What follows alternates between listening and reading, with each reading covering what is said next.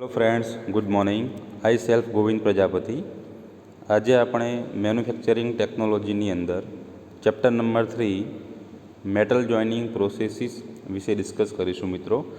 તો પ્રીવિયસ લેક્ચરની અંદર આપણે અલગ અલગ મેટલ જોઇનિંગ પ્રોસેસ વિશે સ્ટડી કરી, એટલે કે welding process, brazing process, soldering process, આમ અલગ અલગ પ્રકારની જે મેટલ જોઇનિંગ પ્રોસેસ છે તો એના વિશે આપણે બ્રીફલી ડિસ્કશન કર્યું। હવે એના પછીનો મેટલ જોઇનિંગ પ્રોસેસનો લાસ્ટ ટોપિક છે મિત્રો વેલ્ડિંગ ડિફેક્ટ। કયો ટોપિક મિત્રો? Welding defect. તો વેલ્ડિંગ ડિફેક્ટ હું ડિસ્કશન કરું એ પહેલાં હું તમને એક ટોપિક વિશે ચર્ચા કરવા જઈએ છીએ મિત્રો આપણે, કે ભાઈ જે વેલ્ડિંગ ડિફેક્ટ છે એ વેલ્ડિંગ ડિફેક્ટ કોના ઉપર ડિપેન્ડ છે? તો વેલ્ડાબિલિટી। કદાચ તમે વર્ડ સાંભળેલો હશે મિત્રો, વેલ્ડાબિલિટી। વેલ્ડાબિલિટી એ શું છે? તો વેલ્ડાબિલિટી અથવા તો એને બીજા શબ્દોમાં કહેવું હોય તો જોઇનેબિલિટી પણ કહી શકાય। એટલે કે જે તમે બે ધાતુનું જોડાણ કરો છો, બે જોઈન્ટ બનાવો છો, તો એ જોઈન્ટ છે એ પ્રોપર જોઈન્ટ છે, એની જે ક્વોલિટી છે એ સારી છે કે નહીં, તો એને વેલ્ડાબિલિટી કહેવાય, એટલે કે એક સારું વેલ્ડિંગ કર્યું કહેવાય। તો એના ઉપર ડિપેન્ડ છે વેલ્ડિંગ ડિફેક્ટ। એટલે કે જે વેલ્ડાબિલિટી છે તો weldability is the of the material refers to the ability to welded. એટલે કે જે મટીરિયલનું આપણે વેલ્ડિંગ કરવાનું છે એ વેલ્ડિંગ કરવા માટે એબલ છે કે નહીં, તો એને કહેવાય વેલ્ડાબિલિટી। એટલે કે એક સારી ક્વોલિટીવાળું તમે જો વેલ્ડિંગ કરી શકતા હોય તો એની વેલ્ડાબિલિટી શું કહેવાય? કારણ કે વેલ્ડાબિલિટી શું છે? એક વેલ્ડિંગની પ્રોપર્ટી છે। ધારો કે આપણે કોઈ વેલ્ડિંગ પ્રોસેસ કરીએ છીએ તો વેલ્ડિંગ પ્રોસેસ કરતી વખતે ઘણા બધા પેરામીટર છે ધ્યાનમાં લેવા જોઈએ। ધારો કે વેલ્ડિંગ પોઝિશન્સ, કે ભાઈ તમે કઈ પોઝિશનની અંદર વેલ્ડિંગ કરો છો, તમે વેલ્ડિંગ માટે કઈ ટેકનિકનો ઉપયોગ કરો છો। ધારો કે તમે બેઝ મેટલ લો છો તો એ બેઝ મેટલ છે તો એના ડાયમેન્શન લાઇક દેટ, એનો શેપ વિશે વાત કરીએ, એની સાઇઝ કેટલી છે। પછી ધારો કે તમે બેઝ મેટલ લેતા હોય તો એના જે કમ્પોઝિશન છે એ કમ્પોઝિશન્સ કરેક્ટ છે કે નથી। પછી તમે જે વેલ્ડિંગ માટે વેલ્ડિંગ કરંટનો ઉપયોગ કરો છો એ પ્રોપર વેલ્ડિંગ કરંટ છે કે નહીં, વોલ્ટેજ પ્રોપર છે કે નહીં, તમે જે ફ્લક્સનો જે ઉપયોગ કરો છો શિલ્ડિંગ પર્પઝ માટે તમે જે ગેસનો ઉપયોગ કરો છો, એટલે કે ફ્લક્સનો, તો એ ફ્લક્સ પ્રોપર છે કે નહીં। તો આ બધા પેરામીટર ડિપેન્ડ છે, કારણ કે જો બધા પેરામીટર પ્રોપર હશે તો એવા કેસની અંદર વેલ્ડિંગ ડિફેક્ટ થવાના ચાન્સીસ ઓછા હશે। કે material is the weldability is use to determine the welding process and to the compare the final weld quality to other matter. એટલે કે જેમ મેટલનો જોઈન્ટ સારો તેમ તેની વેલ્ડાબિલિટી કેવી મિત્રો? સારી। તો ખ્યાલ આવી ગયો મિત્રો વેલ્ડાબિલિટી વિશે। હવે આપણે વાત કરીશું મિત્રો વેલ્ડિંગ ડિફેક્ટ વિશે। તો વેલ્ડિંગની અંદર આફ્ટર વેલ્ડિંગ, એટલે કે વેલ્ડિંગ કર્યા પછી જે ધાતુ છે, જે જોઈન્ટ છે, તો એની અંદર શું થાય છે મિત્રો? અલગ અલગ પ્રકારની ડિફેક્ટ ક્રિએટ થાય છે। એ કયા કયા પ્રકારના ડિફેક્ટ હોય છે એના વિશે ડિસ્કસ કરીશું મિત્રો, અને એ શેના કારણે વેલ્ડિંગ ડિફેક્ટ ક્રિએટ થાય છે જોઈએ મિત્રો। તો વેલ્ડિંગ ડિફેક્ટ્સ, તો welding defects can be defined as the weld surface ઇરેગ્યુલારિટી।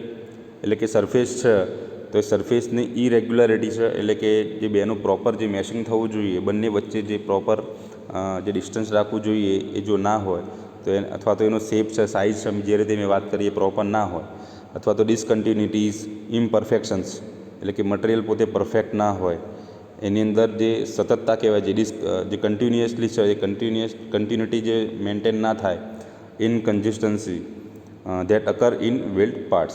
In most cases, the defects occur as a result of improper weld design. તમે જે બેઝ મેટલની ડિઝાઇન કરો છો તો એ બેઝ મેટલની જે ડિઝાઇન છે કે જેના ઉપર તમે કોઈ ફિલર મેટલ દ્વારા અથવા તો ફ્યુઝનની મદદથી જો વેલ્ડિંગ કરવાના હોય તો એવા કેસની અંદર જો એનું પ્રોપર વેલ્ડ ડિઝાઇન નહીં હોય તો બી વેલ્ડિંગ ડિફેક્ટ રહી જશે। And unsuitable welding process and choice of incompatibles materials. તો આ પ્રમાણે અલગ અલગ પેરામીટર ડિપેન્ડ છે કોના માટે મિત્રો? વેલ્ડિંગ ડિફેક્ટ માટે। હવે આપણે વાત કરીશું મિત્રો one by one welding defect વિશે। પહેલી વેલ્ડિંગ ડિફેક્ટ છે મિત્રો અંડરકટ। જુઓ ફિગરની અંદર મિત્રો ઇન્ડિકેટ કરી છે અંડરકટ। હવે અહીંયા જે પોતે છે શું છે? બે બેઝ મેટલ છે, એ બે બેઝ મેટલ વચ્ચે એક જોઈન્ટ બનાવે છે, બરાબર? તો અંડરકટની અંદર અંડરકટનો મતલબ શું થાય છે? કે જ્યારે તમે વેલ્ડિંગ કરતા હોય, એટલે કે જ્યારે તમે વેલ્ડ બેડ બનાવો છો તો એ વેલ્ડ બેડ બનાવતી વખતે અંડરકટ માટે મોસ્ટલી બે રીઝન્સ રિસ્પોન્સિબલ છે। તો એ બે રીઝન કયા છે મિત્રો? તો અંડરકટ એટલે શું? અંડરકટ એટલે જો બાજુમાં સાઈડમાં તમને બંને બાજુ તમને આપ્યો છે અંડરકટ. અંડરકટની અંદર શું હોય છે કે જ્યારે તમે વેલ્ડિંગ કરતા હોય એ વખતે જો વેલ્ડિંગ કરંટ એટલે કે જે કરંટ છે એ કરંટ જો વધી જાય તો તમે વધારે કરંટ આપો છો તો એવા કેસની અંદર શું થાય છે મિત્રો કે જે બેઝ મેટલ છે એ બેઝ મેટલના ઉપર શું થાય છે મિત્રો વધારે પડતી હીટ સ્ટ્રાઇક થાય છે. એ વધારે પડતી જો હીટ સ્ટ્રાઇક થાય તો એ હીટ સ્ટ્રાઇક થવાના કારણે એટલા ભાગમાં શું થઈ જાય છે મિત્રો બેઝ મેટલ પોતે ફ્યુઝ થઈ જાય છે એટલે કે એનું ફ્યુઝન થઈ જાય છે. અને જો બેઝ મેટલનું ફ્યુઝન થઈ જાય તો એવા કેસમાં તે શું થઈ જાય છે કે રૂટ એટલે કે ખાડું કહી શકાય બીજા શબ્દોમાં એવો એક કટ પડી જાય છે જેને આપણે અંડર કટ કહીએ છીએ.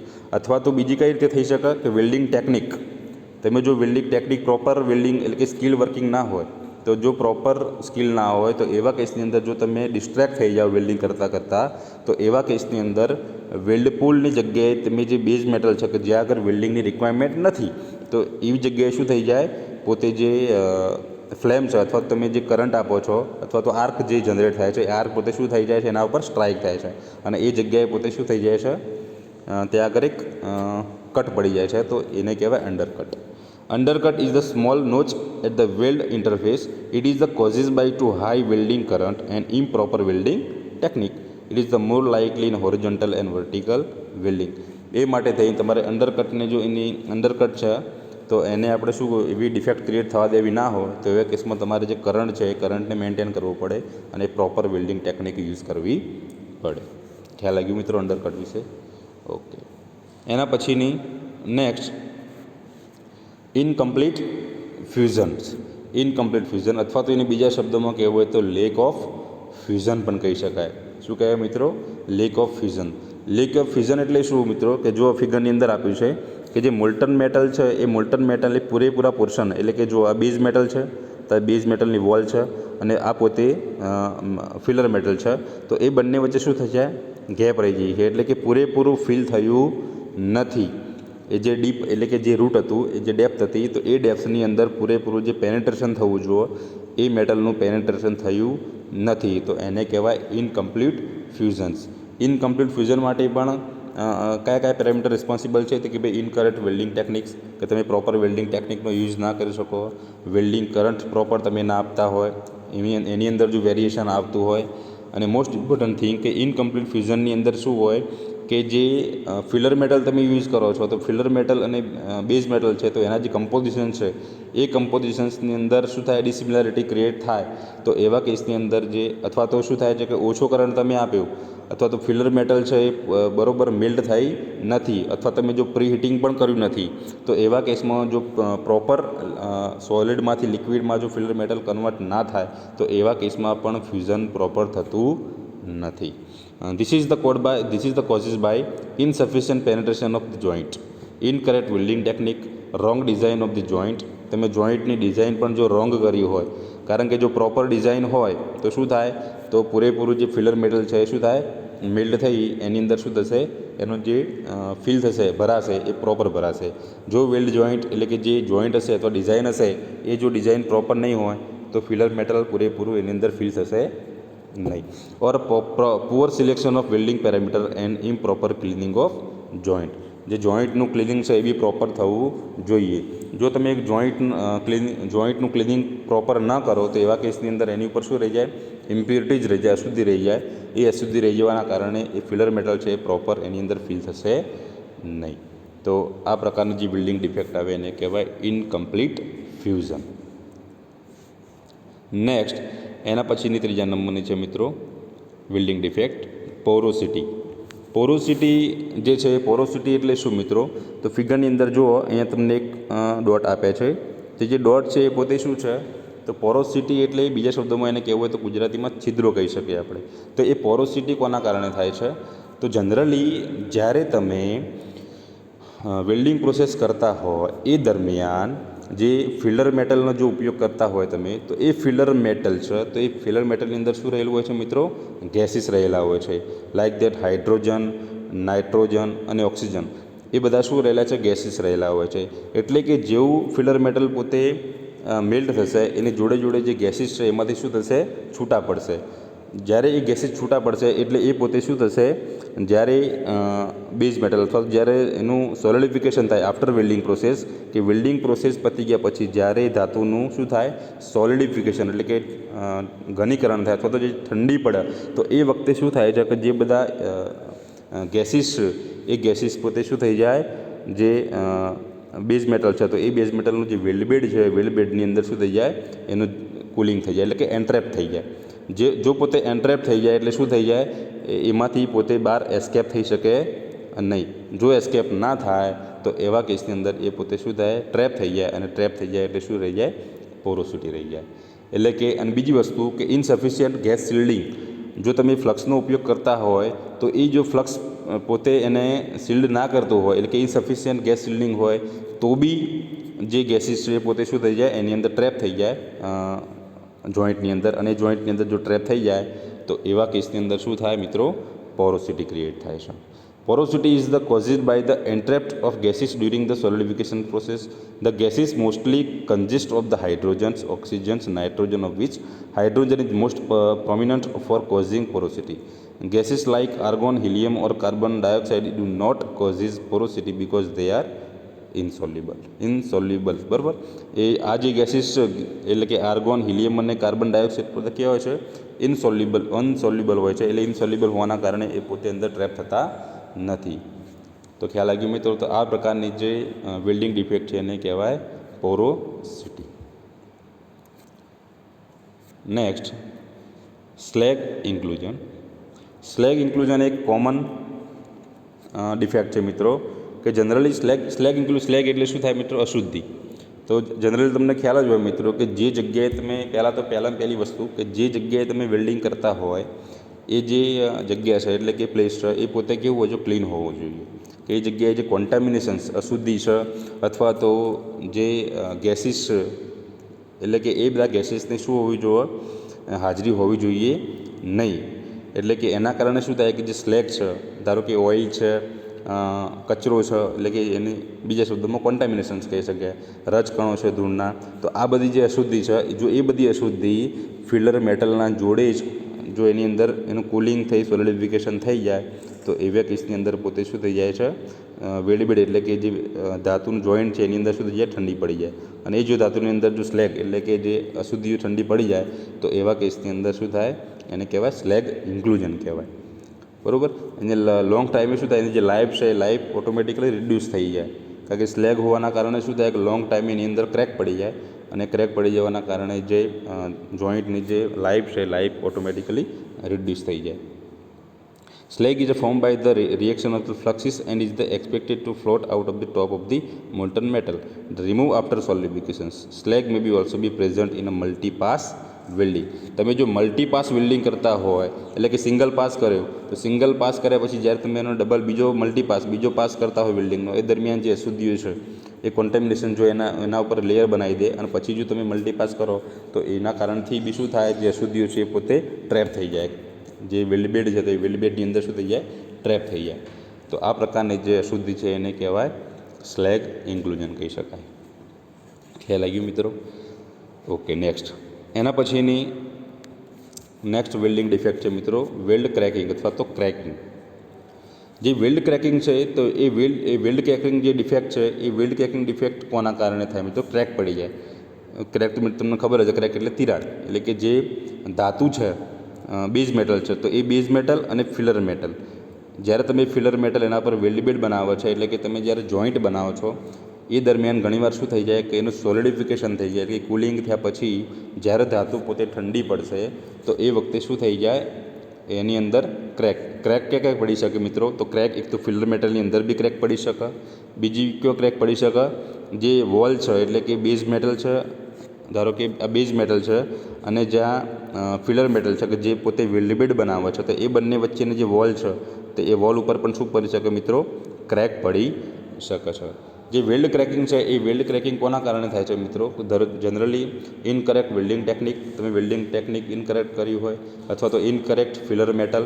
તમે જે ફિલર મેટલ લો છો, હવે ધારો કે ફિલર મેટલ અને બેઝ મેટલ એ જો બંનેના કમ્પોઝિશન્સ મેચ ના થાય તો એવા કેસની અંદર શું થાય, એ બંને વચ્ચે શું થઈ જાય, ક્રેક પડી જાય. ઠંડી તો પડી જાય, એનું સોલિડિફિકેશન થઈ જાય, પણ આફ્ટર સોલિડિફિકેશન્સ બંને વચ્ચે સ્ટ્રેન્થ મેન્ટેન થાય નહીં અને ફાઇનલી શું પડી જાય, ક્રેકિંગ થઈ જાય. બીજી વસ્તુ કે વેલ્ડ ક્રેકિંગ, બે પ્રકારની વેલ્ડ ક્રેક થાય છે મિત્રો, એક હોટ ક્રેકિંગ અને બીજી કોલ્ડ ક્રેકિંગ. હોટ ક્રેકિંગની અંદર શું થાય છે મિત્રો કે હોલ્ડ ક્રેકિંગની અંદર જનરલી સલ્ફર અને કાર્બનના કન્ટેન્ટ વધારે હોય, એટલે કે સલ્ફર અને કાર્બનના કન્ટેન્ટ વધારે હોય તો એવા કેસની અંદર શું થાય છે મિત્રો, હોટ ક્રેકિંગ થાય છે. અને હોટ ક્રેકિંગને જો રિમૂવ કરવું હોય તો એવા કેસની અંદર તમે સફિશિયન્ટ પ્રમાણની અંદર જો મેંગેનીઝ યુઝ કરો તો એ સફિશિયન્ટ પ્રમાણની અંદર જો તમે મેંગેનીઝ યુઝ કરતા હોય તો એ મેંગેનીઝના કારણે શું થાય, હોટ ક્રેકિંગ થતું અટકાવે. બીજું છે કોલ્ડ ક્રેકિંગ. કોલ્ડ ક્રેકિંગ છે એ કોલ્ડ ક્રેકિંગ જનરલી શાના કારણે થાય છે, તે કુલિંગ રેટ, જો કુલિંગ રેટ ઇઝ હાઈ, જો ધાતુનો એટલે કે ફિલર મટીરિયલ અથવા તો બેઝ મેટલ કહો છો તો એનો જો કુલિંગ રેટ વધારે હોય કે તો એ કુલિંગ રેટ વધારે હોવાના કારણે શું થાય છે મિત્રો, કોલ્ડ ક્રેકિંગ થાય છે. એટલે કે એ વસ્તુ ના બને એ માટે થાય શું કરવું પડે, એનું પ્રી હીટિંગ અથવા તો પોસ્ટ હીટિંગ કરવું પડે. એટલે કે ધાતુનું વેલ્ડિંગ કર્યા પહેલાં એને ગરમ કરવી પડે અથવા ધાતુ આફ્ટર સોલિડિફિકેશન્સ, એટલે કે જ્યારે તમે એનું વેલ્ડિંગ કરી દો છો તો વેલ્ડિંગ કર્યા પછી એનું પોસ્ટ હીટિંગ પણ જરૂરી છે. તો એવા કેસની અંદર વેલ્ડ ક્રેકિંગ થતું નથી. Weld cracking may be hot cracking or cold cracking. Hot cracking occurs during the root pass with the mass of the base metal is very large compared to the weld metal deposit. It can be controlled by the preheating the base metal by changing the contour compositions of the weld bed. તો આ પ્રકારની જે welding defect છે એને કહેવાય weld cracking. Next એના પછીની welding defect છે મિત્રો ઇનકમ્પ્લીટ પેનિટ્રેશન્સ. ઇનકમ્પ્લીટ પેનિટ્રેશન્સ. ઇનકમ્પ્લીટ પેનિટ્રેશન્સની અંદર શું છે મિત્રો, જો અહીંયા ઇન્ડિકેટ કર્યું છે કે જે ધાતુ તમે જ્યારે પોર કરો છો, પોર કરવી એટલે એનો મતલબ કે વેલ્ડિંગ કરો છો, જ્યારે જો કાસ્ટિંગ હોય તો એને પોર કરાય, પણ વેલ્ડિંગ પ્રોસેસ હોય તો આપણે શું કરીએ છીએ, એને જનરલી વેલ્ડિંગ કરીએ છીએ. તો જ્યારે તમારું કન્ટિન્યુઅસલી વેલ્ડિંગ ચાલુ હોય તો એ કન્ટિન્યુઅસલી વેલ્ડિંગની અંદર તમે અહીંયા ધારો કે બેઝ મેટલ છે, એ બેઝ મેટલ બંને વચ્ચે શું બને છે, એક જોઈન્ટ બને છે જેને આપણે વેલ્ડ બેડ કહીએ છીએ. તો એ જે વેલ્ડ બેડ બને છે તો એ વેલ્ડ બેડની અંદર જો તમે જ્યારે વેલ્ડિંગ કરતા હોય તો ફિલર મેટલ જ્યારે મેલ્ટ થાય, જો એ મેલ્ટ થયા પછી પૂરેપૂરું વેલ્ડ બેડની અંદર જો ફિલ ના થાય, એટલે કે જો આટલો પોર્શન જે પોતે કેવો રહી ગયો છે, બ્લેન્ક રહી ગયો છે, તો એને કહેવાય ઇનકમ્પ્લીટ પેનેટ્રેશન્સ. ઇનકમ્પ્લીટ પેનેટ્રેશન્સ માટે કયા કયા પેરામીટર રિસ્પોન્સિબલ છે મિત્રો, તો ઇનકમ્પ્લીટ પેનેટ્રેશન માટે પહેલાં તો વેલ ડિઝાઇન છે. કઈ મિત્રો, ડિઝાઇન. તમે ડિઝાઇન એ ટાઈપની કરો, અહીંયા જો ઉપરનો પોર્શન નેરો હોય, ઉપરનો પોર્શન વાઇડ પોર્શન હોય તો વાંધો નહીં મિત્રો, ઉપરનો પોર્શન વાઇડ હોય, નીચેનો નેરો હોય તો ઇઝીલી જે ફિલર મેટલ છે પોતે શું થઈ જશે, ફિલ થઈ જશે. બટ ઉપરનો પોર્શન જો નેરો હોય તો એવા કેસની અંદર જો પૂરેપૂરી ધાતુ ભરાય નહીં તો એવા કેસની અંદર ઇનકમ્પ્લીટ પેનેટ્રેશન રહી જાય છે. બીજી વસ્તુ કે વેલ્ડિંગ સ્પીડ. જો તમે વેલ્ડિંગ સ્પીડ વધારે એટલે કે વધારે સ્પીડથી તમે જો વેલ્ડિંગ કરતા હોય તો એવા કેસની અંદર પૂરેપૂરો ટાઈમ મળે નહીં. તો ઓછા ટાઈમમાં જે પ્રોપર જે ફિલર મેટલ છે એની અંદર વેલ્ડ બેડની અંદર ફિલ થશે નહીં, એટલે પૂરેપૂરી અંદર ડીપ થશે નહીં. તો એવા કેસની અંદર શું થાય છે મિત્રો, ઇનકમ્પ્લીટ પેનેટ્રેશન જેવી જે ડિફેક્ટ છે એ ક્રિએટ થશે. Incomplete joint penetration is described as the point root condition in groove weld in which weld metal does not extend through the joint thickness. These problems develop in situations where the root face dimensions are too large, the root opening is too small. જે રૂટનું જે opening છે એ પોતે કેવું હોય, narrow હોય, તો એવા કેસની અંદર પણ ઇનકમ્પ્લીટ પેનેટ્રેશન્સ થાય છે. Or the included angle of the V groove welded is narrow. A narrow હોવું જોઈએ નહીં. એટલે કે જ્યારે તમે વેલ્ડિંગ કરતા હોય તો વેલ્ડિંગ કરતી વખતે તમે જે એજ પ્રિપેરેશન્સ કરો છો, શું કહેવાય મિત્રો, એજ પ્રિપેરેશન્સ. આપણે જનરલી કોઈ પણ વેલ્ડિંગ કરતા હોય તો એનો આપણે શું કરીએ છીએ, બે ધાતુ જ્યારે હોય, બે બેઝ મેટલ હોય તો એનું વચ્ચે શું કરીએ આપણે, એજ પ્રિપેરેશન્સ. તો એ એજ પ્રિપેરેશન તમે જો પ્રોપર કરો તો એવા કેસની અંદર જે વેલ્ડ બેડ બનશે એ વેલ્ડ બેડ પોતે પ્રોપર બનશે. તો આ પ્રમાણેની જે વેલ્ડ ડિફેક્ટ છે એને કહેવાય ઇનકમ્પ્લીટ પેનેટ્રેશન્સ. ખ્યાલ આવી ગયું મિત્રો. અને લાસ્ટ 7 નંબરની વેલ્ડિંગ ડિફેક્ટ ઓવરલેપ.